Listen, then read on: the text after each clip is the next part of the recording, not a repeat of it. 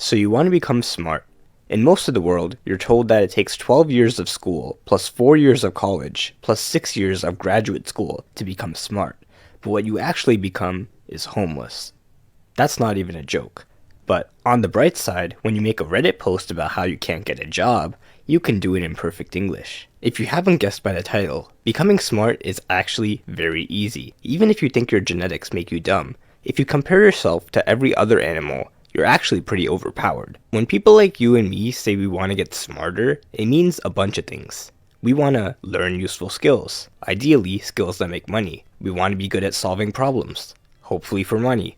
We want to get better grades and learn difficult subjects to make more money, and also to flex on people. And lastly, we want to sound smart in conversation, just enough so people respect you, but not too much to the point where people think you're a nerd. The problem is, most advice on the internet is so vague and philosophical that even if it works, the only people who could actually follow it are Oprah and Socrates. And if you instead look for specific advice that you can actually try right now, this is what you get. Eat blueberries cause they're brain food. Drink black coffee. Exercise. Sleep more. Take IQ tests. Listen to classical music. These things sound good, but at some point you have to, actually learn stuff. Besides, even in the past, there have been some geniuses who've spent the whole day sitting at a desk, getting 2 to 4 hours of sleep a day. So what can you actually do to get smarter that's not just the same 6 brain hacks from a Facebook post copied and pasted from a WikiHow article inspired by a quote spray painted on a New York subway wall? The main thing you need to do is read. What kind of reading? It depends. Fiction is good for learning to read faster, and it gives you a better vocabulary. Also, if you read a lot of dialogue, it makes you feel like you have friends. But most people go straight for nonfiction, which indeed is the key to being able to casually drop interesting knowledge in conversations. For example, just by reading this book, you can come off to anyone in conversation as someone who knows history. The key is to not be obnoxious about it. Crazy how we evolved from chimpanzees, right? Well, actually, evolution is non-linear, and several human-like species inhabited Earth simultaneously, none of which could even be remotely considered as chimpanzees. While this is considered polite by the standards of a YouTube comment section, in real life, saying "well actually" before proving someone wrong will make you instantly unlikable. Change the "well" to an "easy," and now we're talking. Let's redo that conversation. Crazy how we evolved from chimpanzees, right? It is crazy, right? I was reading the other day and apparently humans and chimpanzees... I always thought we evolved from them, but I guess we just evolved side by side. You can be smart while also being humble and also sounding like you touch grass. The key is to teach people what you know without making them sound dumb. This way, people will actually learn from you, which will make them see you as smart and respectable. Now, how do you find these books? It's actually really easy. You don't have to read the same 5 books everyone tells you to read. Just think of a topic you want to learn about, like cleaning. Now Google books about cleaning. There are 10 things you should know before you learn a skill. 1. Unless you practice the skill, your brain will think it's useless and forget it. 2. You only have to know 20% of the knowledge to master 80% of the skill.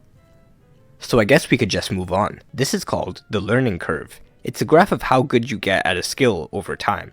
As you can see, just by practicing a little bit, you can make a lot of progress in the beginning. But you have to practice. No one ever learned how to tie a tie by watching how to tie a tie. You only learn how to tie a tie by watching how to tie a tie while tying a tie. The same applies to reading. Books only make you smart if you give your brain a reason to remember the stuff in the book. So once you read the chapter on cleaning a bedroom, go ahead and clean a bedroom. Doesn't even have to be your bedroom. Just clean one. And now, you'll never forget it. But let's just imagine that's something that you can't practice right now. Like, imagine you're reading a book about cars, and then you see this diagram of how to jumpstart a dead car with a good car.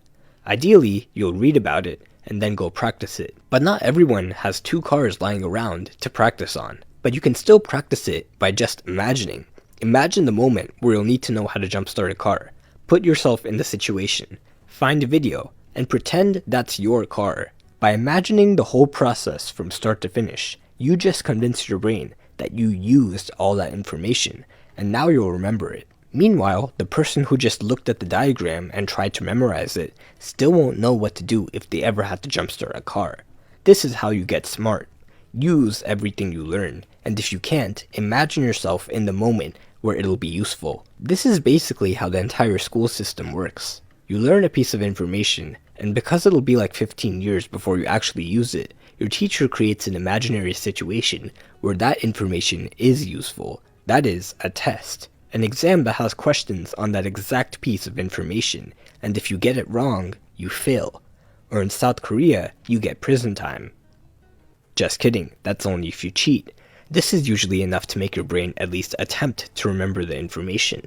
The only problem is, once the test is over, your brain says it's not useful anymore, and you forget it. Some people think repetition, or spaced repetition, or studying in intervals, or mind mapping will help them get better grades and learn faster. But in reality, doing practice questions will give you the most results, because they simulate the actual situation in which you'll need to use what you learned. If you don't have any practice questions, make your own, and convince yourself that the stakes are high. Like, pretend that you're hanging off a cliff by one arm, and someone's there to pull you up, but only if you can name all the parts of a human cell. Learning information and making it seem useful to your brain is all you need to get smart. And this is why textbooks are the S-tier format for becoming smart as fast as possible.